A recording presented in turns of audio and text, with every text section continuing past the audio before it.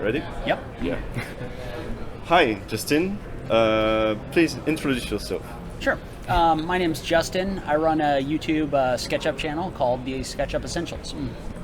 And what are you doing here in SketchUp Bootcamp? So I am here. I've given several presentations now on animations and extensions. So I'm talking about uses of SketchUp, I guess. And for how long have you been doing YouTube around SketchUp? So probably 5 or 6 years now. Mm-hmm. Yep. And what do you like to focus on? I saw a bit of your videos. You cover a lot of themes on SketchUp, of course. A lot of architecture, of course. But I saw one of your videos. One of the first I saw actually was on simulating physics in SketchUp. Okay. Sure. And I was like blown away. I was using SketchUp for 2 years or something like that, and I was like, no way, you can do that in SketchUp. So your talk was on that, on this kind of extensions, or? Sure. Yeah. So basically, I talked about all sorts of extensions, but what I really like, obviously, I do a lot of architecture and construction stuff. Mm-hmm. But I really like extensions because of the functionality they can add to the program. So I talked about things like Fredo's extensions, which let you create skins and push-pull curved surfaces and things like that. But also things like some of TomTom's tools that can make like selection memory and selection toys where they like store your selections. And so not just the big complex things, but also the things that make working in SketchUp a lot easier, from like a day-to-day standpoint. So a little bit of everything. Okay. What is your background then? Do you have a degree in architecture, or were you an architect before? So I actually work for a general contractor, so a builder, and I'm an estimator. So I figure out how much the buildings are going to cost when I put estimates together. Okay. And we started getting models in addition to early design drawings that we could fly around in SketchUp. And so instead of me taking, 2 or 3 sheets of paper that showed the outside of the building but not all of it, I had this model where I could fly around and see everything, and I could make sure that I got it all included in my estimate. And then I realized I could draw in SketchUp, and I was like, oh, this is really cool. I really like doing it. I modeled my house like everybody does when they first start. And then I was like, oh, well, there's a lot of questions that I have that there aren't answers for. So I'll bet other people are looking for those answers. So that's why I started the channel. Is I was like, all right, I can answer a lot of those questions that I have so that other people don't have to go through what I'm going through trying to find the answers. Okay. And do you still, so you do both, you do your YouTube channel and your work as an estimator? Okay. Yeah, I have a full-time job as well. Okay. Yep. So you still got time to do the talks? Well, I'm taking the week off from making videos, so I'm not making anything this week. But, of course. I had to take some vacation time from my job, but that's okay. This is like a vacation, so. I get you. Yeah. I'm coming from France, so that's a far-fetched. That's a long trip. Yeah. Pretty long, so I'm a bit tired. Yeah. To be frank, but what I really like, because as you said, you were like a user of SketchUp first, and now you are a speaker with a lot of subscribers on YouTube that follow your tips, and you discover new extensions, you show them to them. How is the relationship with Trimble or with SketchUp regarding your work? It's really great. So everyone is really great. They've been super nice to me, and I've had nothing but great experiences with them. I did get into a competition with Aaron over at the SketchUp YouTube channel. I saw that. And I failed miserably over the last 60 days, but that's okay. It was fun, and they've always been great. So they're good folks. And have you been doing workshops with them, like to do beta testing or something like that? I mean, not really. Sometimes I get some information about some things that they're working on or something like that where they want a little bit of feedback. But not ultra often. I am a part of their visiting professionals program. So sometimes if a school wants an instructor to come in and talk about SketchUp, I'll go do that. So I've done that before, and so a little bit of that. Okay. And regarding your 2 talks, can you talk a bit about Sure. what you're talking about in both of them, please? Yeah, so the first one was a more of a follow-along type presentation about creating animations in SketchUp. So the kind of animations that you can make with the native tools. Okay. And then also using the extension animator in order to make things actually move, right? Like moving geometry, which is something you can't do without the extension. You can do the illusion like following around with scenes and do a lot of frames. Correct. But that's very long. You can animate the camera moving, but Yeah. you can't animate the things in the scene moving. Yeah. Right, with the native tools. Animator allows you to actually like move things around in the scene. So Okay. things can actually move more than just your camera, which is huge. Mind blowing. Yeah, exactly. Maybe a movie will be made in SketchUp someday. Exactly right. Yeah. And then the other one was all about extensions and just what they can do. So my goal for that one is always to talk about as many extensions as I can in an hour.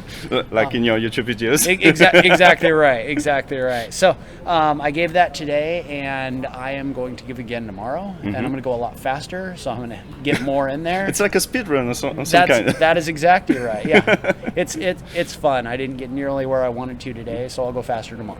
So give me your top 3 extensions from this talk. Oh. Regarding, let's pick a topic like interior design. Okay. Top 3 extensions for interior design. Well, first off, there's the workflow tools. So, like I said, selection memory. Everyone should have selection memory. Everyone should have selection toys. Interior design, there is an extension called Architectures that came out. Yeah. That allows you to create textures inside of SketchUp from images. And it's starting to get more manufacturer stuff in there, and you can take those images and you can make them so they look like tiles, or you can make them look like bricks or whatever. So you can actually make your own images or your own textures. Is that a recent update? Because I did a video on architectures actually, and I saw that you could create like anything. Yeah. Basically, you've got a lot of bases, but the type of tiles, is it recent? I don't know if that's recent or not. I think it might have been in there. I'll have to check out. They've been adding a bunch of materials though, and they're doing a really good job of getting actual manufacturer materials. So you can actually like get these real world things. They've got deals or partnerships? Yeah, okay. so they're talking with like tile manufacturers and like brick and block manufacturers, so that you can actually like select a product and then use it to create a texture from the product inside of SketchUp. So Okay. it's crazy. It's a super cool extension. And the third one? Let's see. For interior design, that one's tough. I mean, maybe something like Flex Tools, possibly. Something where you can bring in like doors and dynamic doors and windows. So you don't have to spend the time modeling those. Yeah. That one's pretty powerful. That's a big time saver because I don't like modeling doors and windows. So Me neither, no Yeah. worry. The 3D warehouse on is a godsend, I gotta say. yeah, exactly right. Thanks a lot again for taking the time and doing this little interview. So it's a great pleasure to finally meeting you. It's great to meet up and share with you. Yeah, absolutely. It was good to meet you as well. Enjoy Basecamp. Yep, you too. Thanks a lot. Yep.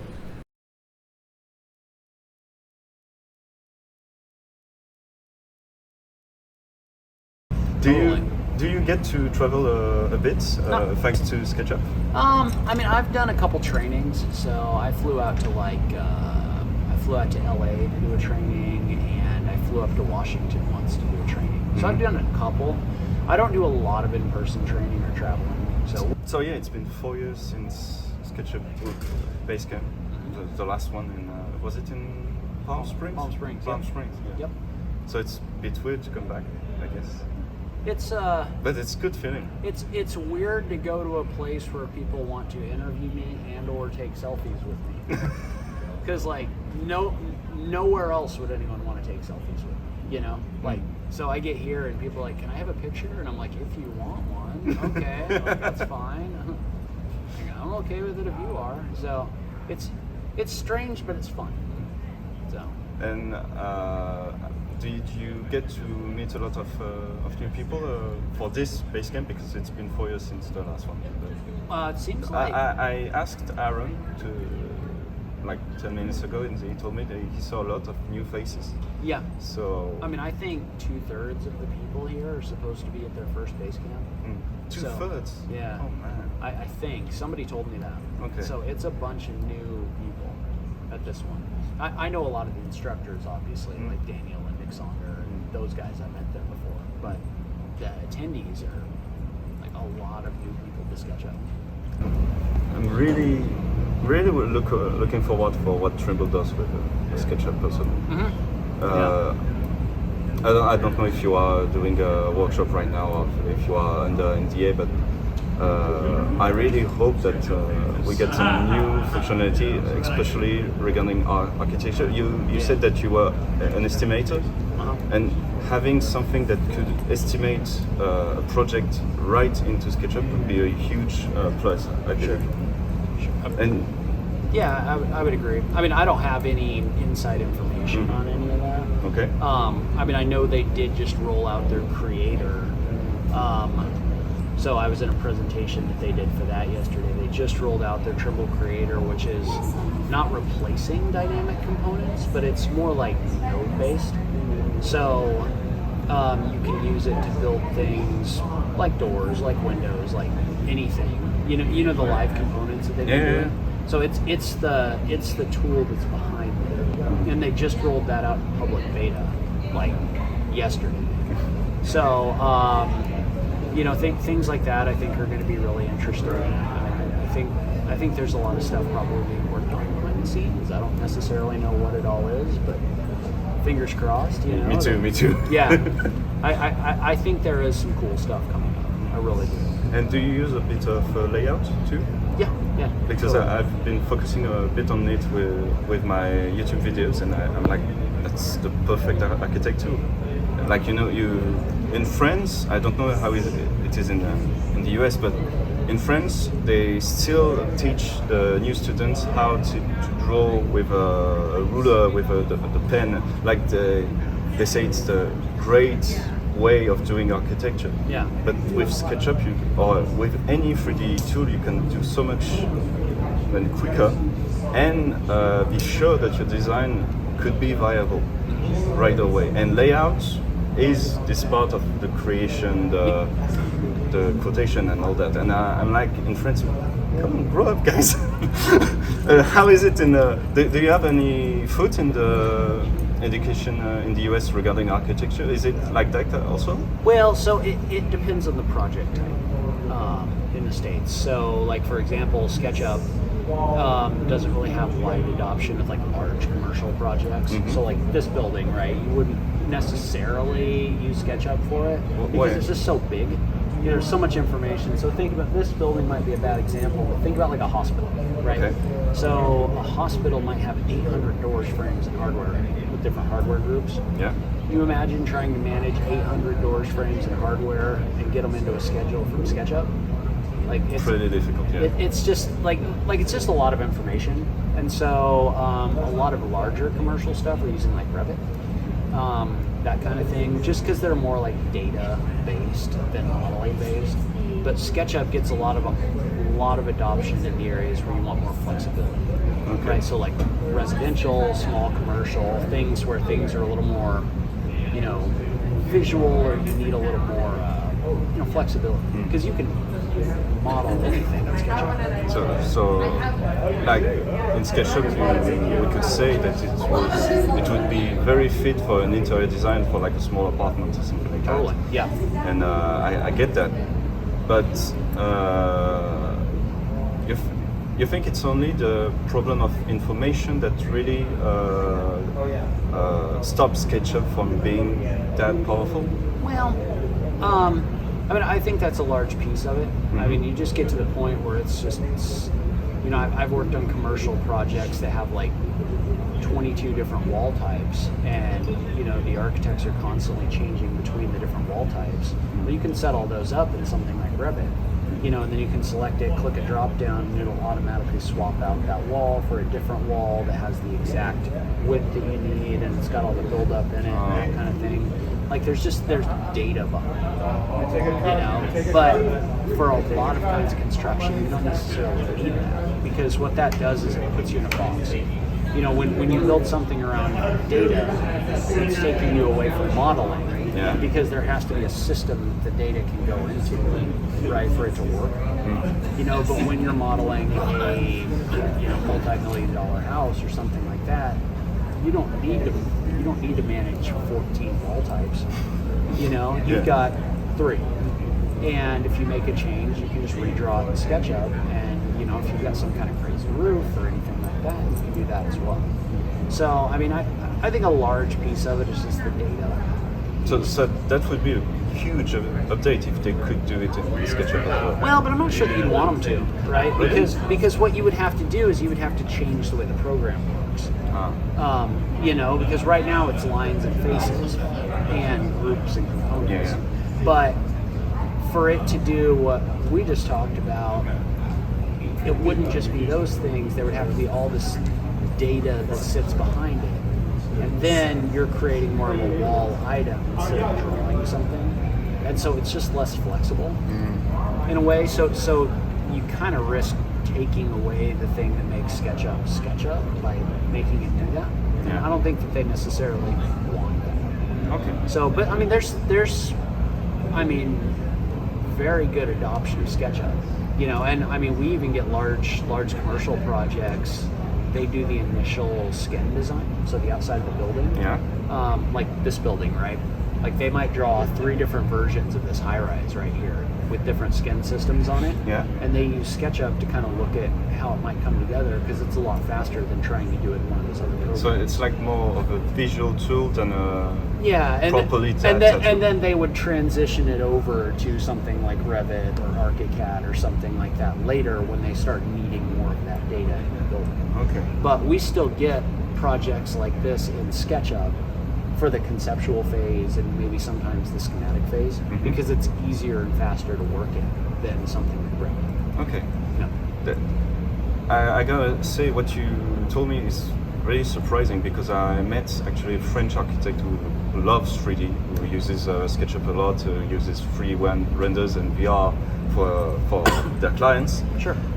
And he showed me one of his projects, which was a huge mix between a basketball court / concert hall. So like very modular, and they had to put in the project the modularity of the place. And the designs are huge and very detailed. Like you could see the different columns, sure. the composition of the different walls, and I was like, it's a basketball court. It's huge, and he told me that it was fine for them and to calculate the number of components, etc. So that's sure. why you. But maybe for a hospital, it's not the same scale. And you can absolutely use it for that, for sure. But when you think about it, right, like that kind of a building is a lot more unique and specialized, and it might not work as well trying to fit it into something like Revit, right? Okay.